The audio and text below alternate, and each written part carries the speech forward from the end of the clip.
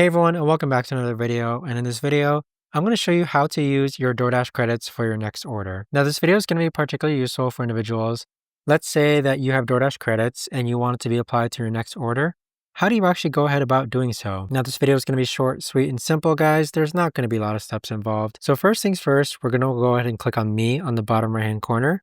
Then click on Settings, then scroll down, click on Payment. And if you scroll down even more, you're going to see this option where it says DoorDash credits.